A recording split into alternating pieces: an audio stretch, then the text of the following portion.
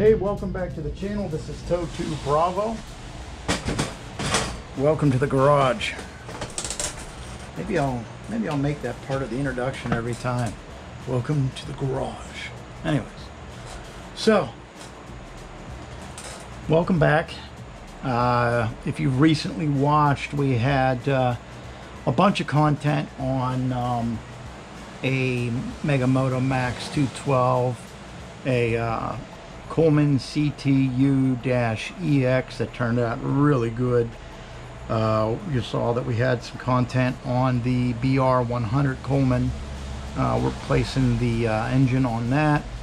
And today on the table we have a Doodlebug, a Baja Doodlebug, I believe. Give me a moment and we will reference our notes. I stand corrected. It is a Baja Viper Doodlebug on the table before you, and she is not so pretty, is she? She leaves a lot to be desired. This was a marketplace find. Ultimately, we got this Doodlebug, this Baja Doodlebug, no, Baja Viper Doodlebug. We got this for $55. Now, what did we get? We got a tore up seat, which I'll bring down and show to you.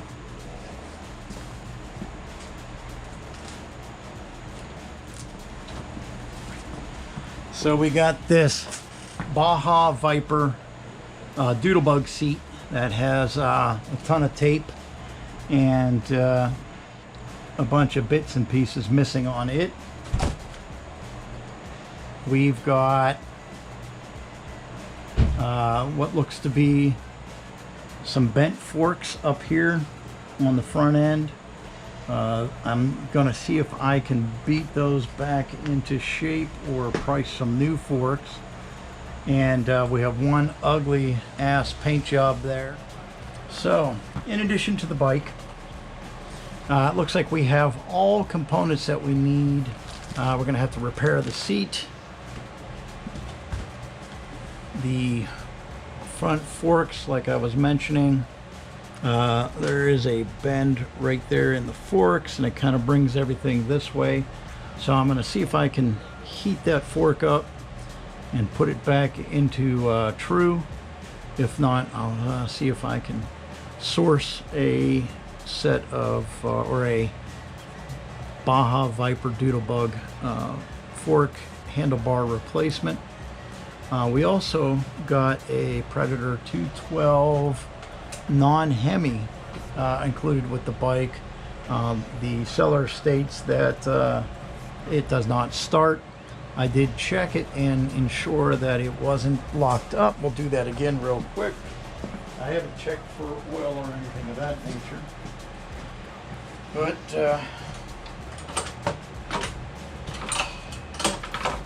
it has good compression and it turns over, so good compression. So I'm thinking that the motor is still good, or I'm thinking, I apologize, the engine is still good. I'm thinking perhaps it might be a timing issue. That's what I'm going to lean towards. Probably valve lash or something along those lines is what I'm thinking. It might also be the oil cutoff switch, which looks like they kept connected unless it's not inside the case, but that's something to look at too. We also have 35 chain, and we've got a clutch included. We do have clutches here, but clutches there. So with a little luck, we'll take this engine off, we'll tear it down, we'll give it some love, and it'll fire up, and we can turn that engine for a profit. We can turn around and sell that, or keep it for a project engine later on down the road. So that's if we can get that to run, that's $149 value under normal circumstances and pricing. We'll clean up that rear sprocket right there. We'll get that all prettied up and cleaned up. The teeth on that look good. We'll take care of that. Chain looks like it's in pretty good shape. We'll take care of that also.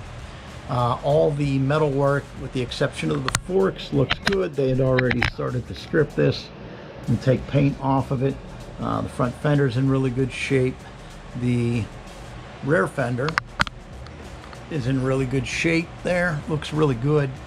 All the other bones of the bike look really, really good.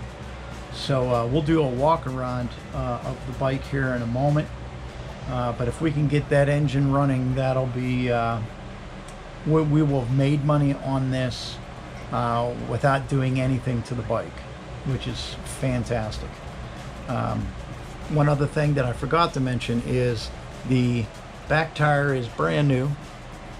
We're going to get that same type of tire on Amazon for the front here. This front tire is complete trash.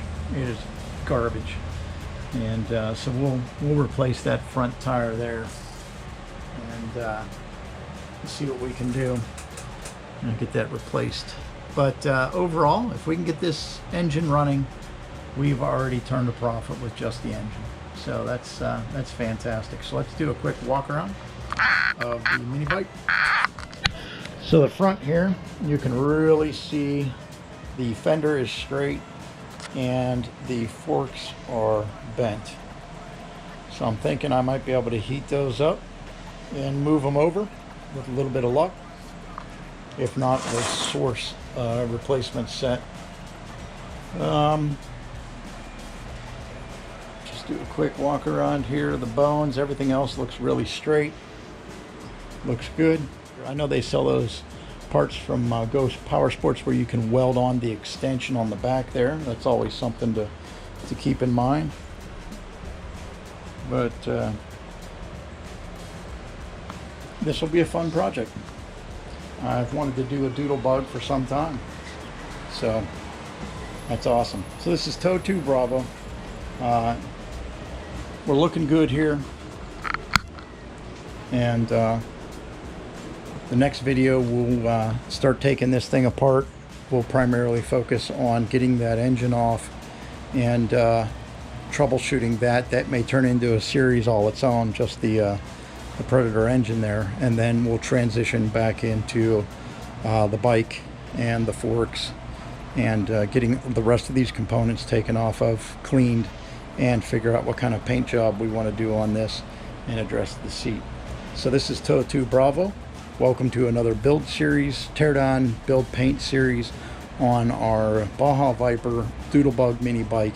And until we see you back here in the garage again, I appreciate you watching, and I'll see you then.